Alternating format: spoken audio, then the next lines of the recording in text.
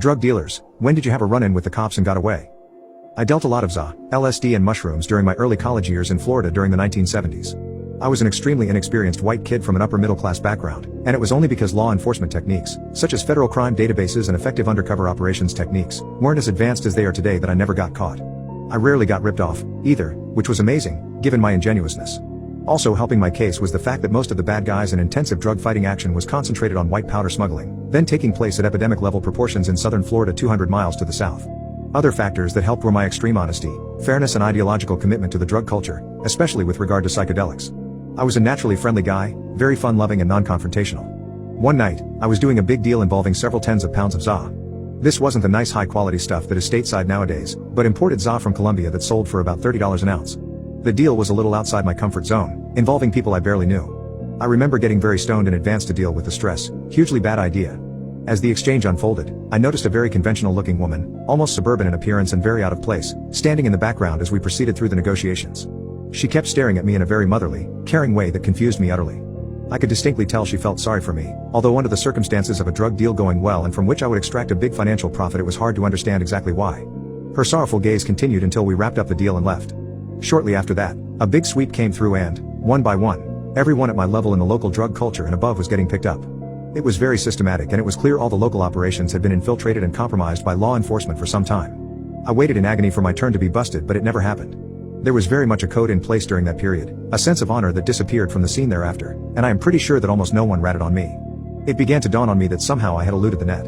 About 3 months later, still on my best low-key behavior, I was driving along a highway where traffic had slowed to a near stop while police directed cars around a minor accident. As I briefly stopped at the instruction of a police sergeant, I suddenly realized it was the same woman who had been observing me sympathetically during the drug deal some months before. Our eyes locked, I froze in total terror, actually, nearly bolting from the vehicle, and it was evident we had recognized each other. Then, slowly, the same smile and concerned look I had seen during the deal crossed her face. She raised a finger, shook it from side to side as if admonishing a naughty child, and clearly mouthed the words, "No more, okay?" I nodded, my car rolled past her and we never met again. I did stop dealing after that, but I know with absolute certainty that she had made the decision that night to selectively not bust me. I have no idea exactly why, but clearly she possessed some odd sense of protectiveness towards me that saved me from a lengthy prison sentence. I hooked up with my stepbrother and I'm completely panicking. I'm 20 and my stepbrother is also 20, he's 5 months older. Our parents only got married a few years ago, so we only lived in the same house for 1 year. We weren't very close at all, more like awkward acquaintances, but we went to the same college. It's a small college near our town where basically everyone goes who stays in the area.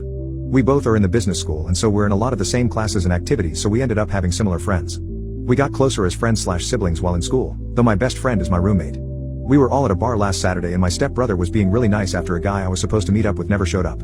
He kept buying me drinks and laughing at my jokes and I was a little drunk and I kissed him. He seemed really into it and we went back to his place and had sex. It was really good and he was complimenting me so much and I was kind of bummed for a minute that he's not like some random guy, but then the second it was over I left and haven't answered his texts since and I've been nauseous ever since. I literally feel like the grossest person in the world. I don't know if I just initiated this because no one here has really liked me and I was feeling desperate or what. I feel so guilty and I don't know if I should tell my mom or block him or what. I'm going back and forth between having an anxiety attack and remembering sexual things about him. WTF. I don't know if I should even transfer. Sorry for the rant, I'm in such a tailspin. Should I cut him off? Tell my mom? Pretend it never happened and just distance myself? Try to go back to being friends? I texted him and we're meeting up today to talk. We'll update how it goes. Update, I went to the class that we're in together this morning. I skipped it on Monday because I was freaking out, and after we talked. He seemed really nervous and stressed and was worried that I wasn't okay. I told him how much I was freaking out. I even told him about this post, haha. I asked him and he admitted that he did have feelings for me but was never going to act on them and was shocked when I kissed him. I didn't tell him anything about my feelings but said I appreciated his honesty but it can't happen again. He was okay with that and basically said he'll do whatever I want going forward. I'm a little bummed because I wish that he was a regular person, as in my good friend not living in my house during winter break, and I could give it a shot, part of the reason I think I avoided answering him for so long. He's one of the kindest people I know and I'm obviously attracted to him.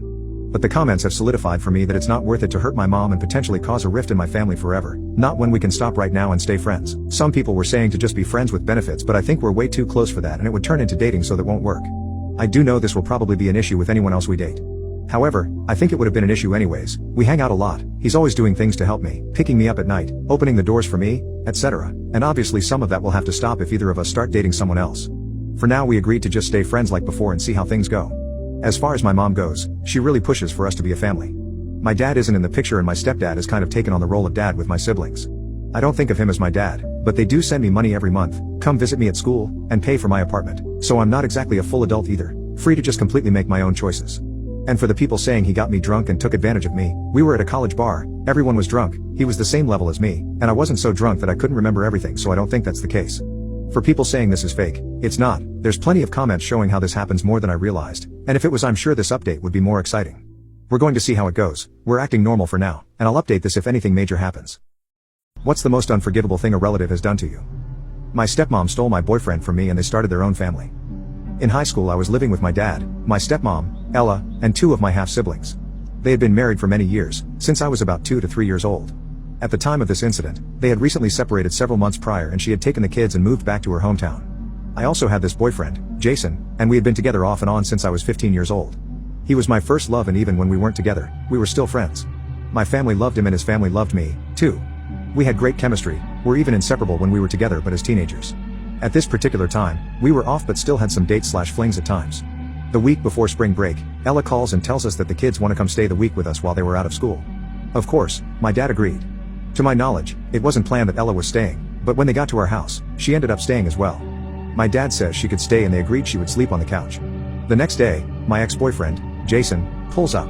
This was nothing out of the norm as he popped in randomly all the time. Sometimes he would stay and visit with me, and sometimes he would come to visit with my dad. He was just welcomed at our house anytime. Well, I needed to go to the store but didn't have a car, so I asked him to take me. He agrees and then Ella says she needs to go as well. I didn't think anything of it. We went to the store and then back to my dad's house. At this point, I kind of figured Jason was going to ask if I wanted to go hang out somewhere because that's what he normally did. Instead, he and Ella stayed in the truck once I got out, and she informed me that they were going to go riding around for a little bit but that she'll be back shortly. After several hours, they finally come back and he leaves after dropping her off. He didn't even come in to say hi or bye, nothing. The next day, she seems like everything is fine. She didn't say anything about them riding around for so long the night before, so I just assumed it was nothing.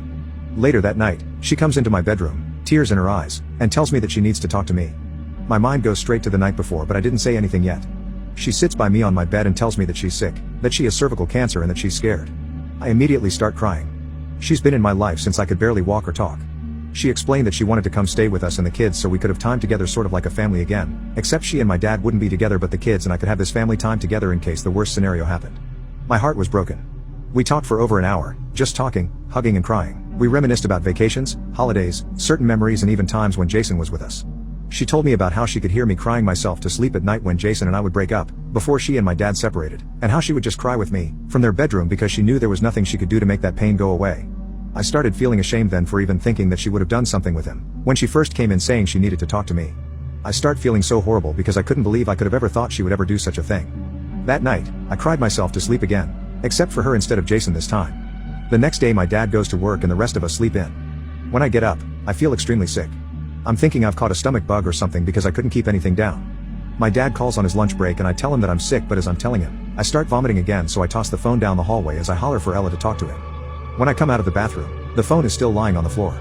I'm not sure if she was outside or what, but she never took the phone. I checked to see if my dad is still on the line and sure enough he was. He's worried at this point because I had been fine the day before. He tells me to have Ella take me to the ER. So I go into the living room and see Ella sitting on the couch watching TV. I told her that I had been hollering for her because I was sick and my dad wanted to talk to her, but she said she never heard me. I told her that my dad wanted her to take me to the ER, but she acted like it was an inconvenience and like she just really doesn't want to. I'm not really sure why she's being like this unless she just doesn't feel good because of her own illness. I apologized to her and told her that I will just go ask my grandmother next door to take me. Ella finally came to her senses and said she'll take me and we leave shortly afterwards. When we got there, she dropped me off at the ER door. I go in and sign myself in, then I sit down and wait for Ella to come in. She never did.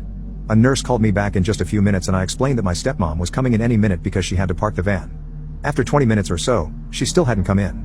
About 15 minutes later, my mom arrives, thanks to my dad calling her from work. She asks me where Ella is and I tell her the story from when my dad called up to the current minute.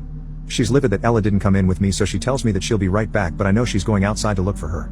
10 minutes or so pass and she comes back telling me that Ella isn't even there anymore. She went to go call my dad and when she came back she looked worried. I could tell something was wrong, so I asked what was going on. My mother, of all people, has to be the one to tell me that Ella couldn't be bothered to stay with me because she's with Jason and that they had just hooked up on our couch the night before. The same night she has me bawling because she tells me that she's sick. She sleeps with my first love, the one guy she knows that I love, on my dad's couch that he let her sleep on to spend spring break with us. I was admitted into the hospital overnight for dehydration from food poisoning and my mom had to leave to take care of my other little brother. My dad was at home with my other siblings because Ella was too busy to stay there to care for them. So being alone with all this craziness in my head, I wanted answers. I called Jason and his mom answered. She told me that he's not home but that he's on his way to come see me. Okay, even better. I waited for him to get there, unsure of what I was going to say, but it didn't matter because he never showed up anyway. I later found out that she thought I was Ella when I called. Needless to say, my dad made her leave. A couple weeks later, we find out that she has moved in with him, with my little brother and sister-in-law, changing their school again for the second time that school year. Not only is she getting them messed up at school by moving them around so much, she's also confusing them because they know Jason is my boyfriend, not their new stepdad, but now they're wondering why their mom is sleeping in the bed with their sister's boyfriend. They even started having their own kids. The last I heard, they had 2 kids and now we're in a family of 4. What a joke. I still can't believe this actually happened to me, and they haven't looked back. Neither of them has ever called or tried to re-establish connections, and I have a feeling they never will. May they rot in hell. How did you get sweet revenge on your terrible dorm RA? I ruined my RA's life in multiple ways after he called the cops on me. I first got to college my freshman year and met my RA. Like most colleges, the RA was the upperclassman that lived in the dorms and monitored the freshman halls. My dorm leader's name was Julio, and at first, he seemed like a nice dude that minded his own business. He talked about how he would stay out of everyone's business if we would stay out of his. Also, he tried to be the cool dorm RA and always mentioned to me about how he drank tons of alcohol his freshman year in the dorms. He gave off the impression he really didn't care if we ever drank in our dorm rooms but to just keep it on the low if we did. I really didn't drink much at all, but I appreciated the fact he seemed pretty normal and didn't try to rat on kids. During the last week of October of my freshman year of college, I had one of the hardest weeks of my academic career. I was a biochemistry major taking some pretty tough classes and had 3 exams that week. At the end of the week, a friend I had recently made down the hall invited me to his dorm room to watch an upcoming NBA game. As we were watching the game, he had a bottle of vodka and gave some to the guys in the dorm. Being a naive and stupid freshman kid just trying to make some friends, I took 1 shot of vodka and continued to watch the game. As we're watching the game, one of the guys in the dorm spills a bottle of soda and rushes to the bathroom to grab some paper towels. As he walked out of the dorm room, Julio walked by and noticed the bottle of vodka. He laughed and said something of the sort of "I remember when I was a freshman, haha, just try and keep it down." We thanked him and told him to have a good night. It seemed like a normal conversation and nothing out of the ordinary. 30 minutes later we heard a knock on the door and 2 policemen showed up with breathalyzers. They told us they had received a complaint from Julio about underage drinking and a party being thrown in the dorm room. Remember, it was 3 guys watching a Lakers game on a Thursday night at 8 p.m. I ended up getting a minor in consumption charge for blowing a .02, had to do 20 hours community service, a reflection journal, and appear to the Judicial Affairs Center at my college about my supposed drinking problem. I'm not blaming the officer for giving me a ticket, but I was pretty upset that Julio, who always talked about getting shit-faced freshman year in the dorm, called the police right after he essentially gave us the okay for the night. A few weeks later I saw Julio and straight up asked him why he decided to rat me out. Specifically, I asked why he didn't just tell me to head back to my dorm if he had a problem with the alcohol instead of calling the police right after our conversation. He responds word for word with "You made a decision and had to suffer the consequences of that decision." After that incident, I never really talked to him, but he always tried to be buddy-buddy when he saw me in the hallway. Anyway, I eventually left the dorms and moved off campus for my sophomore year. I had decided to rush a fraternity my freshman year and ended up meeting some really nice guys. I have never been the fraternity type, but I went to a smaller college where fraternities are a lot different than most places. During the second semester of my sophomore year, my fraternity was taking a new pledge class. One day I received a text from Julio saying one of the guys pledging your fraternity has been caught dealing alcohol to another freshman in the dorms. I thought I would let you know. Turns out Julio was the dorm leader for a freshman pledging my fraternity and ratted him out to Judicial Affairs as well. Thinking the term dealing alcohol was the lamest/funniest thing I have ever heard, I sent that to our fraternity group me and everyone laughed about it. About a week later, that kid pledging our fraternity came up to me asking about the message I received from Julio. Essentially, a pretty similar thing happened to him like what happened to me. Julio found out he had given another kid in the dorm a bottle of wine and reported it to the police. This kid ended up getting a minor in possession and had to speak with Judicial Affairs. This is where the story gets hilarious. In his meeting with Judicial Affairs, the kid pledging our fraternity told the Judicial Affairs guy that his RA, Julio was now a senior at this point, had texted me about the charges pending against him. Apparently, it's a huge violation to discuss pending charges against a freshman in your dorm to a third party. The Judicial Affairs guy told him that if he could prove Julio was discussing this charge with me, he would receive severe sanctions. Basically, if I sent that text to the Judicial Affairs people, Julio would be in a shitload of trouble. So I sent the text that night to the Judicial Affairs people. After that, I didn't hear anything about what happened to Julio and had honestly forgotten about it. However, nearing the end of the school year in my sophomore year, I saw Julio at the dining hall and came up to speak to me. He tells me a story about how he knows I was the one who ratted him to Judicial Affairs, how he ended up getting fired from his dorm leader position, lost the scholarship money his dorm leader job provided him, and overall how shitty his life has been since he got fired. After going through his entire sob story, he asked me, "Why did you do that?" This could have been handled completely differently. I didn't have to get fired and I could have kept my scholarship money. I look him dead in the eye for what seemed like 30 seconds and say, "Julio, you made a decision and had to suffer the consequences of that decision." My ex-fiance unalived herself after I wouldn't take her back. Now, everyone's blaming me. Me and my ex-fiance had been together for almost 6 years and engaged for 4 out of those 6 years. I was introduced to her by a close friend at a party and we just clicked. She was attractive, had a great personality and had similar hobbies as me, which made it perfect. Back in April of this year I started noticing little changes in her. She started wearing more revealing clothes to work, started putting on more makeup, etc. To be honest, I had no problem with any of that stuff as it's her body. She can wear whatever and put however much makeup she wanted to, but what made things worse for me was when she started coming home late from work, or how instead of spending the weekend off with me, she instead was always going out. I once had asked her why she never invited me to come out with her, to which she replied that it's only girls' night out and that her other friends would not be happy if I tagged along as they were not bringing their own boyfriends with them. It all came crashing down when me and her had a huge fight in June because she decided that instead of going out on a date with me, she told me how she already had made plans with her friends and that it was rude of her to cancel. That was it for me. I fucking blew up at her and we had huge fight, which resulted in her packing her bags and leaving. I didn't hear from her for almost a week. None of her friends knew where she was and heck none of her folks even knew what was going on until she finally contacted me and wanted to talk. Imagine my surprise when she confessed to me that there was another guy involved and how all this time she was hanging out with him when all this time she was lying to me about hanging out with her friends.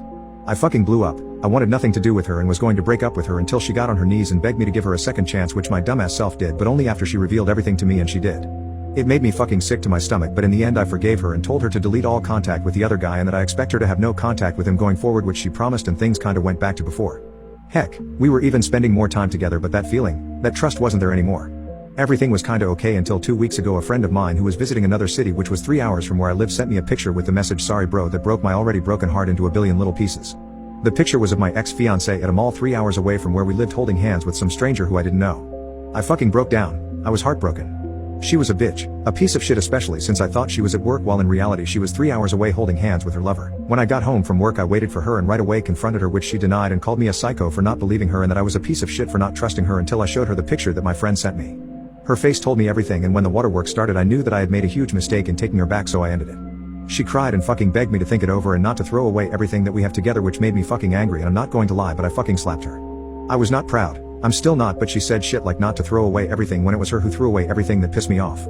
I told her to pack her shit and leave, called her parents and mine and told them everything. Her parents came to help her and I told them to basically fuck off after they told me to think it over and to make the right decision before actually ending it. She begged me not to end things, but I did, had to, for my own peace of mind. I did not hear from her or her parents until 3 days ago when my parents called me to let me know that my ex-fiancée had unalived herself. Her parents found her hanging and she had left a letter apologizing to everyone, including my parents and me, and how she is sorry from the bottom of her heart for what she did to me and how she can't live without me, and because of that she ended it. I am at a fucking loss. My ex-fiancé friends and family are blaming me, and my own mother told me that it was my fault. She told me that I should have forgiven her since I'm clearly worth unaliving over. I am fucking disgusted. I have currently taken some time off from work and have not a single clue what to do. My father cried in front of me for the first time. I'll never look at him the same. My father was always the big guy walking into every room. His massive figure would always intimidate everyone, but once you got to know him, he was really a sweetheart on the inside. One thing about him that never changed was his stoicism. Not once did this man cry or show any emotion, until the day that changed everything. It had been 7 years since my mother passed away from a burglary attempt on my house. After she had passed, my father was never quite the same. This didn't help the stoicism, but only added on to it. Any tiny bit of emotion that he used to let out was completely and utterly gone. It seemed to be that he was bottling all of his emotions up about the situation, and I was right, but not in the way I thought. I was chilling on the couch watching a movie, when I heard a huge sob. One of those sobs that you just can't control. At first, I didn't know who it could be. It was only me and my dad at the house during that time, and I knew my dad didn't show emotion, so I was really spooked out by it. Then I realized it was coming from my father's room. When I entered, I saw him at the end of the bed with his face buried in his hands, tears flowing through them. I was in utter shock. I didn't know what to say, so I just sat next to him, putting my hand on his back. He immediately leaned in for a hug, which I accepted. After hugging him for about 10 to 20 minutes with no conversation, I asked him, "What's wrong, Dad? I've never seen you be like this." He looked up into my eyes, and said, "I did it." Confused, I asked him what that meant. He then proceeded to say that exact same thing 10 times in a row. "I did it, I did it." I questioned him further. "What did you do, Dad? You're starting to scare me." What he said next will be etched into my memory for the rest of my life. "I killed your mother." I was in shock. Did I hear what he had just said right? He then went on this big spew of words trying to explain the whole situation, but I was still in shock. I just sat there staring at him with my mouth wide open. After about a minute of spewing, he started to realize that I wasn't even paying attention to him. He changed tones real quick, looked at me and said, "How'd you like that? I was working on my acting skills and thought I would test it out on you." My dad has never acted in his life, so these words surprised me. "You've never acted, Dad? What the hell are you talking about?" At this point I was incredibly angry. If he really was acting, why about Mom, and how did he cry and sob so real like? "Well, I didn't mean to shock you like that, but I'm trying out as an extra for a movie soon and thought this would train me a bit." He then proceeded to tell me all about this show as I sat there still angrier than ever. He slowly calmed me down though, and after 45 minutes of talking after that I went back to watching my movie. I knew something wasn't quite right. There was no way my father, the stoic man he was going to try acting in a movie. 2 months go by, and with this strange event still at the forefront of mind, I asked him how his audition went with the movie. Here is where he fucked up. He was reading the paper when I asked him, and subconsciously replied with, "What movie?" This is when I realized he had been bullshitting. He caught himself a second after and said, "Oh, yeah, it didn't really work out, guess they didn't like me." His acting seemed real when he was talking to me, so that wasn't true either. It was at this moment that I knew my dad had been telling the truth about murdering my mom. I didn't tell him at the moment, but I was going to call the cops and share my suspicions. Well, I did just that and told them that they should look into it. The cops had the nerve to tell me that without probable cause, they couldn't reopen the case, and that my testimony wasn't enough to suffice that. I was livid. I knew he was lying, but I didn't know how to prove it. Well, what I did next might not be morally right, but it worked. I decided to have my friend from college who was very built dress up as a cop and try to talk to my dad. We came up with this elaborate plan about how my friend would act as if they were reopening the case, and that he needed to ask my dad a few questions about it. We put a secret camera on him so that we could record the whole thing, if we got any incriminating evidence. My friend did just that, and the video is as described. They were sitting at the dining room table with my father in frame. My friend asked, "Your son has said that there was a weird incident around 2 months ago where you allegedly confessed that you killed your wife?" He replied, "Ah yes, I'm not sure why he would contact you about that because I told him that I was trying out for a movie, and that I was just acting." My friend then asks, "What movie was it?" He sat there for a long while, trying to think of what to say, but we had stumped him. On top of that, we had got it all on camera. This was enough for probable cause, and we ran straight to the police with this footage. While they didn't agree with our way of getting it, they did admit that it was suspicious, and decided to reopen the case. After 7 years of getting away with it, my father was arrested a month later on charges of first-degree murder of my mother. It was a sad reality that hit me for a while. I thought our family was perfect, and that my mother's passing was just an unfortunate turn of events, but my father must have had other thoughts. He was convicted for life. Turns out he had staged the burglary attempt and somehow gotten away with a fake alibi at the time of my mother's original case. I never got the chance to ask why he did what he did, but I never looked at him the same the day that he cried in front of me. I've been turning my insecure friends gay so they will sleep with me. I first found out I was attracted to men way back in middle school. I'm 20 now and nothing has really changed about me since finding it out. I never changed personalities, or became more feminine. I basically looked completely straight. My voice is insanely deep, so none of my friends ever suspected it either. I've always been the athletic kind. I played football back in high school and am now signed to a D1 college for it. Crazy how time flies. Regardless, I've always hung out around the athletes during my school years, and most of my core friends were all in my team. It was always hard for me to fulfill my sensual fantasies because I never really expressed that I was outwardly gay. I also wasn't necessarily attracted to the average gay man. I liked more masculine figures, and normally only found straight guys attractive. One day I was chilling in my college locker room after practice when one of my teammates came up to me. I had always found him attractive, but was confused as to why he was talking to me. He then starts talking to me about how he doesn't know how to get girls, and that he wants to get stronger and more built like me. At first, I was really confused, but then I realized my opportunity here. I had to turn him gay. I instantly offered to help him with training, so that I could get closer to him. Here is where the really messed up parts happen. I was so twisted that I would mentally get in his head about certain things. I would give him fake tips on how to improve his build, ultimately crushing his morale. After about a month of grueling training, he wasn't seeing much improvement as I had planned. We had become increasingly close and normally ate lunch together pretty much every day. One night when he was feeling especially down, I invited him over to play video games and maybe study a little. He agreed and we made our way to my place. My plan was coming into action, and I was ready for my first taste of something sensual. We played Call of Duty for an hour or two, and instead of studying, we decided to get some beers and watch a movie. While I slowly start making my move, I was inching closer to him on the couch. At some point, he seemed to realize what I was doing, but to my surprise, he started inching toward me too. That is when I knew my plan had succeeded. We ended up doing ungodly things to each other that night, and it gave me a rush like never before. We ended up hooking up for a couple of months, until I started to get bored. I wanted something new, but I knew that my intimate partner would have dirt over me if we broke up. So I decided to put dirt over him first. I put performance-enhancing pills in his bag one day, where soon the assistant coach found them. This led to him being kicked off the team, in which I told him I could no longer see him as it would look bad for me. He was devastated but understood. Since then, I've found 2 more college guys that I have been doing this to. I can't help but think they must have already been gay before I found them, but I feel as though my manipulative actions really account for most of their change.